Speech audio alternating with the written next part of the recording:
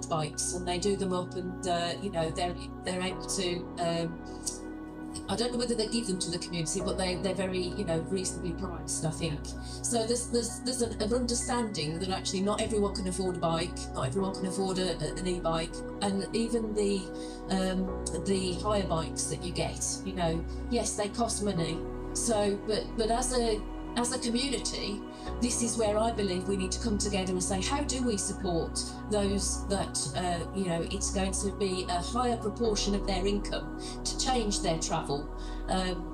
You know, the benefits of doing that, the benefits of coming out the car for everybody, the health benefits of being more active, the health benefits of not having polluted air, the benefits of having some on-demand transport that is cheap, that actually comes when you need it and takes you where you need to go, because a lot of women don't just go from one place to another, they go to several places. They do what they call a trip chain, whereas most people that are just working will just go from home to work. So how do we make this system work for everybody? How do we make it affordable for everybody? And to the buses, we've had a story in the news recently about an old age people's home that's being built. Is on the actual outskirts of Melton Keynes. There's no bus route, and they've asked for a bus route, and the bus company won't go there because it's not financially viable. Well, do we as a community say we're going to actually subsidise that group so they've got a service? You know, these are the decisions that I think we need to make as a community. So let's get together, let's do it, let's organise and campaign together. Thank you. Yeah, just on that last point about the retirement home that doesn't have the bus service, it did have a bus service. It was one of the ones that Milton Keynes Council used to subsidise, but stopped, was it 2 years ago? Yeah, it was 2021, which left them without any service. And I'm on the bus users group as vice chair, and that's one of the things that we want Milton Keynes Council to do, is to bring back some of these subsidised bus services. Now, I know, you know, budgets are tight, and the council, to be fair, has had its grant from central government, as have all the councils around the country. You know, this isn't a problem, but the knock-on effect of those government cuts to the council, and the council then cutting, is that it leaves lots of people without access to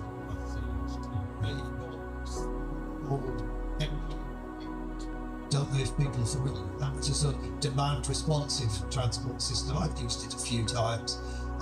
You have an app, you say where you are,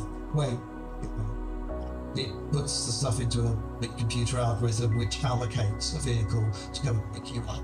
You might be sharing that journey with other people, you might not.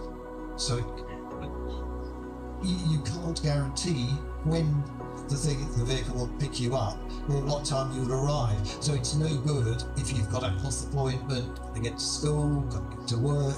So it's fine for a few journeys, some types of journeys like maybe going shopping, which aren't so time critical, or visiting friends. But a lot of journeys are commuting, or go to school and things like that, and it doesn't really work for them. So for those, what we do need is buses with a greater coverage. We have areas that we've now called bus deserts that used to have bus services, go back a few years, but don't, because the services were subsidised. And when those subsidies were withdrawn, so was the bus service. So you've got, big places like Woburn Sand doesn't have a bus service at all. It used to have one. Thurston, Emerson Valley don't have bus services. For 2 years, the Open University, a major employer, hasn't had a bus service. Just it's gone back there. But we've got these large estates without buses, and that's wrong, because it then forces people into cars. And what we're supposed to be trying to do is get them out of cars. So we need electric buses, but we need whatever they're powered by in the short term, but obviously electric in the longer term. Can I answer one more thing to the gentleman's question about women's needs? all the bikes, the hire bikes that we have, are one design, one size. They don't fit everybody. They're designed for the average man. You know, we need more diverse bikes, you know, tricycles with child seats on the back, more bicycles with child seats, child-sized bikes. You know, we need to actually facilitate people to get out. We are going to talk about gender equality. Good. Well, I'm sure they'll pick that up.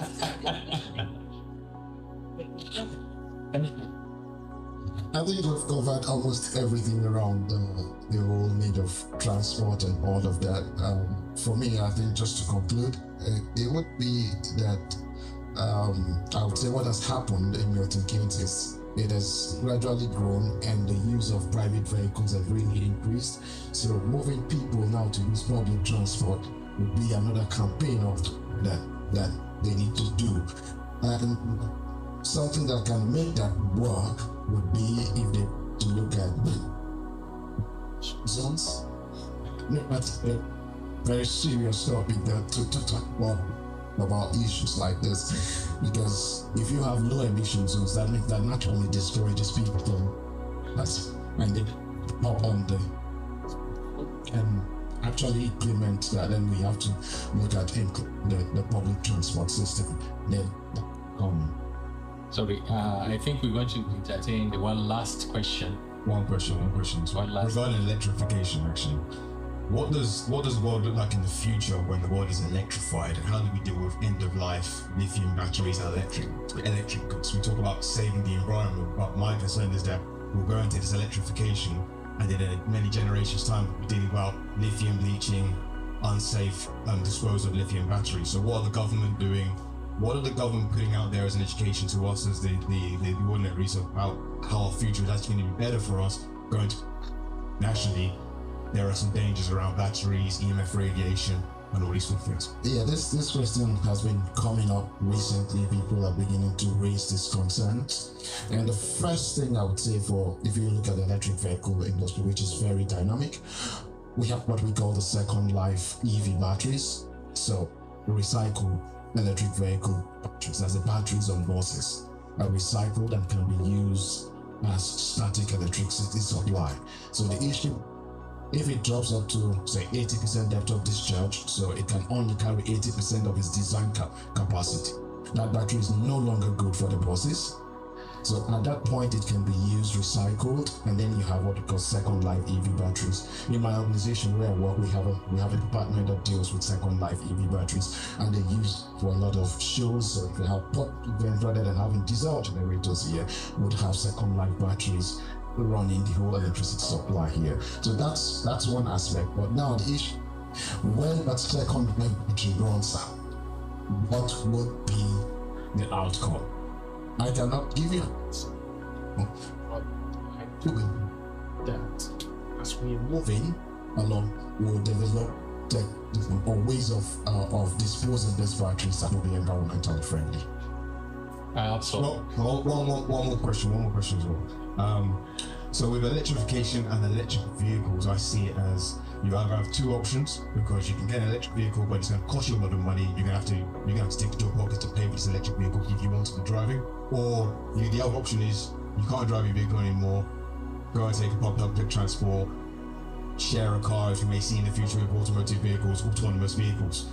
And it seems a lot. I don't know if you're familiar with the WEF, the World Economic Forum, but there's a line of you will own nothing and be happy. What are your thoughts towards that, and how far along the road of saving the environment and changing our behaviours, our individual behaviour, before we get to, we seem to be doing a lot here, but the Amazons and the Apples are going to continue doing what they're doing while we're changing our behaviours to save, quote unquote, the environment. What are your thoughts on that? I would say this, for now we're looking at the cost. So if you want to get an electric vehicle, it's way more expensive than getting an internal combustion engine. So people would look at this before they decide. Well, I'll tell you this, just like we talk about the solar panels and the batteries now, years back, these things were very expensive.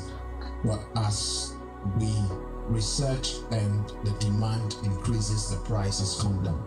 So So this is something that's going to happen. The price of electric vehicles will definitely come down. As the policies are coming in from the government that favors that sector, the prices will definitely come down. And at some point, if you also look at it, it costs you so much. What's the difference between getting an internal combustion vehicle? Say, for example, you want to get a Nissan Qashqai that's basically when you get a Nissan Qashqai that's electric. The difference isn't really much, maybe £5,000. Well, if you look at the operational cost of those vehicles, you'll be surprised that you spend more the ICE and you spend. So it's not a balance. People have to look at the long run and not just looking at what comes out of your pocket. No, on for an electric vehicle, because I've learned that in the video, not the impact on the environment. What you think that would be a different discussion, because that means we're talking about the industries, people who are harnessing the natural resources that is used to make the batteries and all of that. There's no, for now, most of those things are, I would say they are not really true.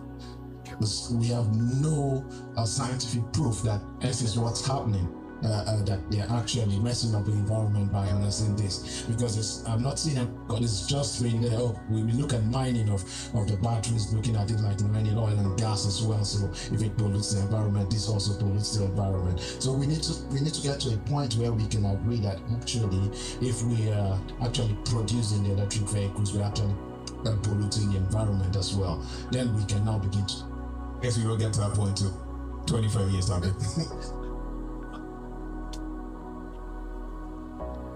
Just to add to that, I think that basically what governments and manufacturers have to do is ensure that the lithium in the batteries can be recycled easily and reused, rather than just being dumped into landfill. Lithium, there's not that much of it about. It's quite difficult, and we're going to be needing 10 or 100 times as much as we have now if we're going to electrify all the cars, the buses, the trains, etc. So we need to ensure that the lithium we've got keeps on being reused rather than dumped. So my name is Rashmi Divatkar. I am the secretary of IDMK, and as a profession I am a sales professional in data and analytics with BI, and I work for a company which is based in Melton, Keynes. And Benjamin was asking what's the interesting fact about me. So I am a dancer, a choreographer. I also run a dance school, and I am really looking forward to talk about gender equality with you all. Thank you. Thank you. My name is Artemi Sakelariadis.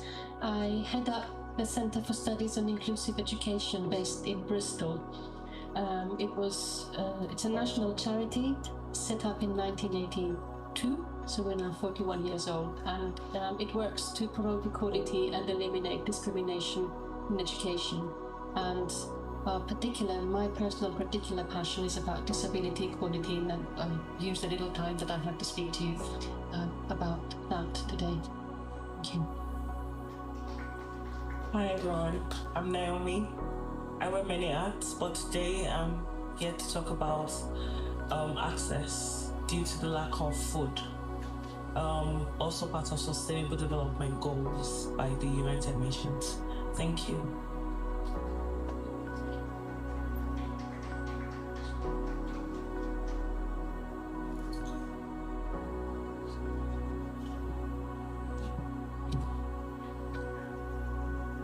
Hi, Benjamin is my name. I'm the MC.